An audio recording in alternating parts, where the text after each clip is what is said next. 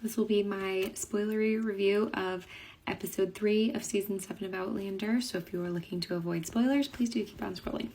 So this episode is called Death Be Not Proud, and it picks up almost immediately after the match is lit and the big house begins to burn down.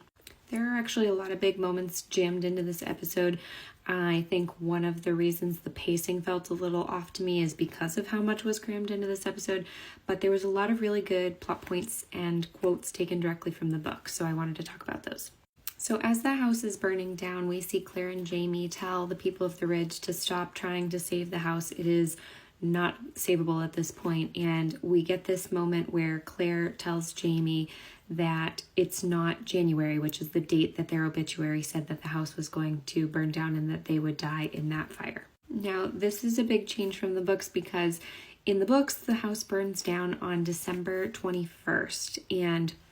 it's clearly not winter, it's not even fall at this point in the books. So when Claire says to Jamie that the printers never get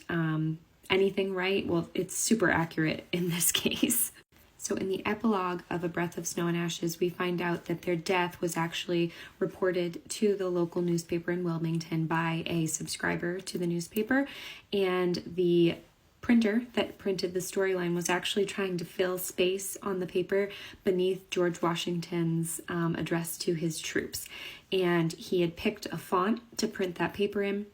that did not have a December stamp that he could use to publish the paper, and he did not want to have to write it all out with individual pieces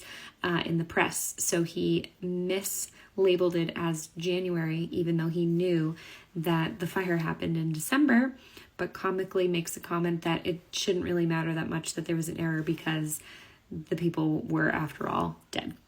For those who watch the previews for the upcoming episodes, we see that Tom Christie is very much alive in the next episode, and he is actually the person who reported the big house fire and Jamie and Claire's deaths to the newspaper. He felt like both of them were owed a proper obituary in the paper, which ties nicely back into the episode where him and Jamie talk about what they would want said about them at their funerals. So in the aftermath of the fire, Claire and Jamie and young Ian are going through all of the things that they can recover, and we see that Jamie finds his kilt